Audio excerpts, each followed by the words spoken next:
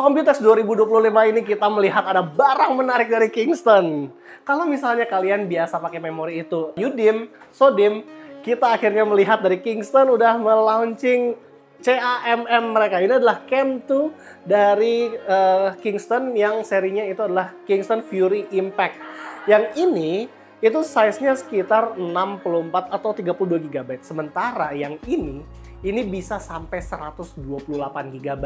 Bayangin, kalau misalnya kalian mau pakai RAM sampai 128 GB di dalam motherboard kalian biasanya kan harus 32 GB. Itu banyak banget yang makan ruang di dalam motherboard kalian kan. Nah, ini tinggal satu modul aja kalian udah bisa dapat RAM bisa sampai up to 128 GB. Dan ini ya memang sih kayaknya ada alasan kenapa Aorus membuat heatsink segede gini, karena takutnya nggak bisa mendisipasi panas dari RAM tersebut ya. Ini kelihatan di sini RAM cam itu benar-benar simple banget, masangnya juga simple. Dan kalau misalnya udah kepasang itu tinggal di sekrup gini aja dan nggak akan tempat. Jadi PCB-nya lebih simple. Dan yang keren adalah kalau misalnya mereka bisa naruh RAM yang simple tersebut ada di atas sini, bagian sini bisa free dan bisa ditaruh slot SSD jadinya buat mereka ya. Jadi kalau misalnya mau punya SSD lebih banyak juga bisa. Tapi kalau misalnya gue lihat-lihat ini adalah form factor IATX ya. Jadi kalau IATX begini masih agak terlalu lebar sih.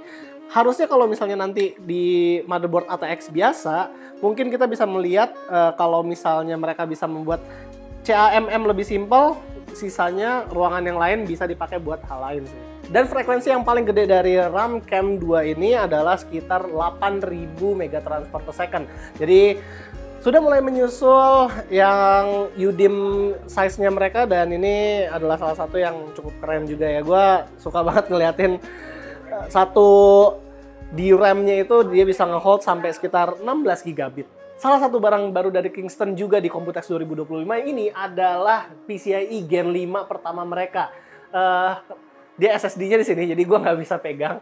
Tapi dia itu katanya punya peak speed sampai 14.800 MB per second loh buat read-nya, dan buat write-nya 14.000. Jadi anggaplah 14.000 di write and read. Terus dia kapasitasnya sampai 4 TB, jadi dari 1 sampai 4 TB itu ada. Dan yang paling mencengangkan buat gue adalah kalau biasanya PCIe Gen 5 SSD itu pakai heatsink yang gede-gede banget, ini bisa tipis banget. Gue juga nggak tahu apakah ini aman apabila ditaruh di motherboard yang heatsinknya motherboard yang biasa, tapi kebanyakan motherboard yang sudah support dengan PCIe Gen 5 itu mempunyai heatsink yang gede-gede juga. Jadi ya semoga aja Kingston Indonesia nanti mau minjemin gue buat review. Dan sisanya kurang lebih ya sama beberapa tahun lalu ya produknya. Ini adalah Kingston Fury Beast DDR5 yang gue pakai juga di rumah gue. Ini dia sekarang cuman pakai bandwidth sampai 6800 megatransfer per second dan ukurannya bisa sampai 128 GB alias 32 kali 4 GB. Terus udah support sama XMP 3.0 dan AMD Expo juga. Jadi udah support buat PC-PC kalian yang kenceng itu CPU-nya. Terus ditambah kalau misalnya Fury Renegade dia itu sampai 8800 megatransfer per second, tapi entah kenapa di sini kapasitas maksimalnya itu tidak sampai 128, hanya 96 GB aja. Dan buat certified XMP-nya dia hanya Intel doang. Gue nggak tahu kenapa dia tidak support sama AMD Expo. Ada kemungkinan karena AMD Expo belum bisa mencapai 8800 megatransfer per second tersebut.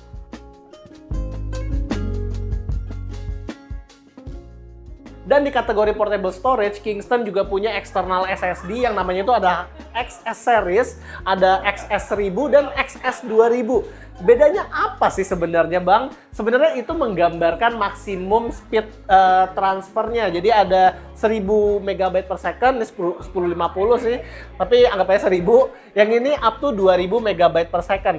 Kalian ya, hati-hati, ini 2000 MB per second bukan bisa berarti di USB 4 atau Thunderbolt 4 ya.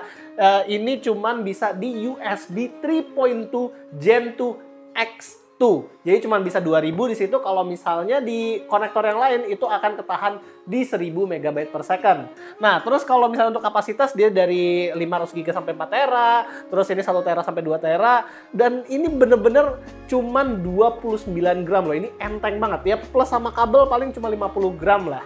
Dan kalau misalnya untuk dia durability-nya itu udah sampai ada IP55 juga dan bisa iPhone ProRes juga. Jadi kalau misalnya kalian mau ngerekam pakai iPhone gitu ya, terus langsung colok ke SSD, itu bisa langsung direct dia ngerekamnya ke situ. Dan buat SD card series dia ada 3 macam. Sekarang ada Canvas React, Canvas Go, dan Canvas Select. Canvas Select adalah yang paling value, dia itu untuk 150 MB per second. Jadi ini masih biasa aja, cuman kapasitasnya udah sampai 1 terabyte buat kamera kalian.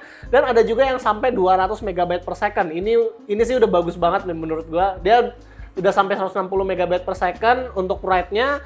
Dan ini katanya bisa micro SD untuk gaming. Gaming bisa buat, kalau kata gua kayaknya bisa buat di Nintendo Switch juga dan beberapa tempat yang lain, terus bisa buat drone, dan yang paling flagship itu adalah yang sampai 280 MB per second read.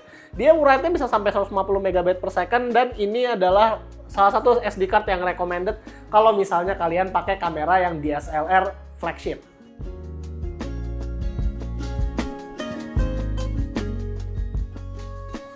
Dan yang terakhir, Kingston ternyata bekerja sama Taiwan Intelligence Robotics Corporation untuk membuat satu robot seperti ini. Ini adalah untuk survei kalau misalnya untuk perusahaan-perusahaan yang udah large scale production, misalnya kayak miner, terus juga yang ada di pabrik. Jadi dia bisa mengecek kalau misalnya ini adalah modul, misalnya kalau ada kesalahan di gardu listrik, atau misalnya ada sesuatu yang terjadi di misalnya kayak ladang sawit, oh ada apa, ini bisa dikirim secara robotik aja gitu. Ini salah satu yang menarik kalau misalnya gue pengen kontrol, pengen sih. Dan satu lagi adalah servernya mereka. Ini corporate things lah ya, tapi buat SSD-nya Kingston yang ada di dalam server sekarang udah yang U.2-nya itu udah PCIe Gen 5 juga. Jadi ini max speed bisa sampai 14.000 MB per second seperti yang kita lihat tadi. Dan ini bisa di-stack sampai dengan 12 SSD. Gokil ya kalau udah corporate. Ini juga salah satu ECC memory yang baru dari mereka, dan ini di-stack cukup banyak. Kayaknya kalau misalnya emang perusahaan kalian ada yang bekerjanya itu di server yang mungkin sangat-sangat banyak, seperti salah satu bank atau misalnya mungkin data center, ya mungkin cukup berguna sih kalau misalnya punya sebuah rack yang super cepat seperti ini. Jadi itu aja sih paling liputan kita tentang Kingston kali ini. Kalau kalian suka dengan videonya, jangan lupa untuk kasih kita like, share, dan subscribe. Dan stay tune di liputan Computex 2025 lain.